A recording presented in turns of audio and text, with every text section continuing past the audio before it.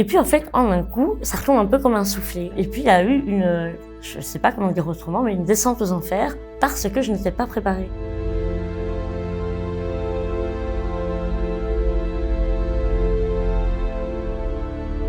Bonjour Magali, merci de nous recevoir aujourd'hui. Est-ce que tu peux te présenter?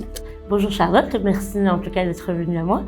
Alors donc je m'appelle Magali Mertens, j'ai 38 ans, 4 enfants. J'ai eu un cancer des glandes salivaires qui a été diagnostiqué.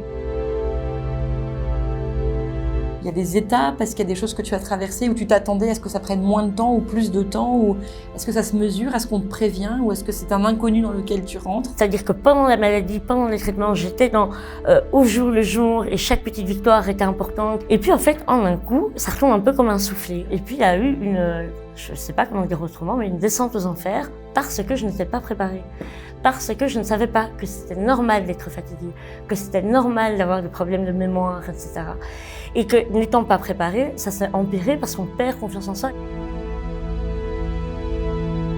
Une personne qui n'a pas pu prendre le temps de justement se soigner, et quand je dis se soigner, on est d'accord qu'il y a eu les traitements, mais de vraiment prendre soin d'elle, parce que ça demande du temps aussi, a fortiori avoir des revenus encore plus diminués, et donc on ne va pas pouvoir prendre soin d'elle. Donc tu parles toi du coaching, mais est-ce qu'il y a d'autres techniques ou d'autres, des médecines alternatives qui t'ont aidé et qui, c'est vrai, parfois on entend les gens, c'est quelque chose qui a un budget et un coût, et comment tu as fait? Est-ce que tu t'es mis les moyens pour le faire? Comment ça s'est passé? Et l'acupuncture, le mindfulness, ce sont des choses qui ont un coût. Or, je l'ai dit, l'impact, le retour au travail est impacté par le cancer et donc la source de revenus première est impactée parce que parfois, soit on va mettre plus de temps pour revenir, on n'a pas toujours une assurance salaire garantie, soit on va revenir et puis ça va mal se passer. Tout ce qui peut en fait nous faire du bien, et c'est ça qui est important pour se remettre sur pied, a un coût qui n'est pas pris toujours en charge ou alors partiellement quand même par la mutuelle, mais pas assez à mon goût.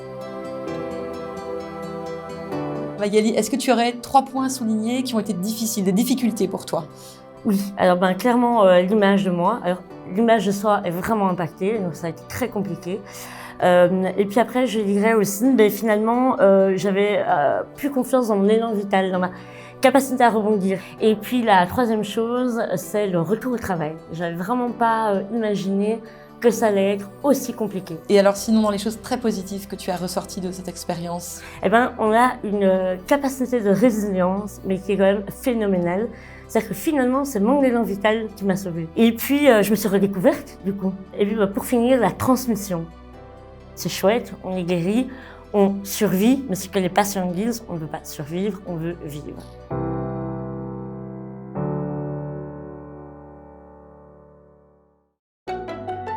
AG.